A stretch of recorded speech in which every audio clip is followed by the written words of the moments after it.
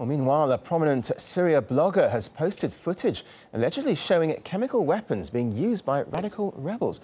Let's get the details now from our correspondent Paul Scott here live in the studio. Paul, what do we know about this footage? Well, the videos have appeared on the website of a prominent blogger who goes by the name of Brown Moses. Now, he's been focusing on the Syrian conflict for the last couple of years, analysing claims and counterclaims that have been emerging from the 2-year civil war. Now, he's been sent a link to 3 videos which apparently show a chemical weapons attack being carried out by opposition forces. The videos apparently were found on the mobile phone of a terrorist who was killed recently on the Kurdish border, and you can see in the footage now that the people carrying out the alleged attack are wearing gas masks, they're firing shells and rockets, and their weapons are draped in extremist paraphernalia. Now, the videos were dated August the 21st, which is, of course, the same date of the chemical weapons attack that recently featured in the UN report, the chemical weapons attack that led President Obama to say that a red line had been crossed. Now, Brown Moses, on his blog, has continually been trying to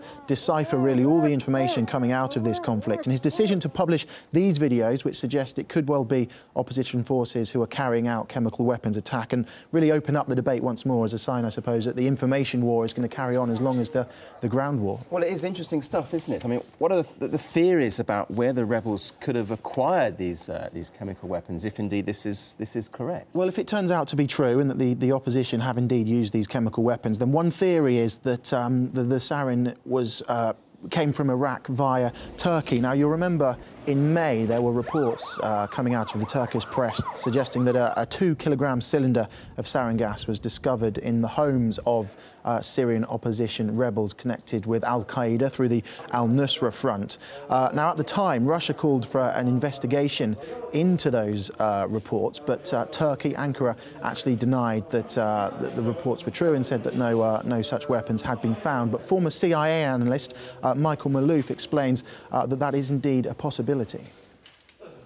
I have a report from a source who has direct connections with to classified information, and he basically told me that the U.S. military did an assessment based upon 50 indicators and clandestine interviews that the sourcing of sarin originated out of Iraq and into Turkey before some of it was confiscated in May in Turkey, and that there has actually been a more significant amount of sarin production both in Iraq and in Turkey going to the opposition, principally al-Qaeda. And we've had separate reports now that al-Qaeda elements are rather significant numbers and now have permeated into the opposition.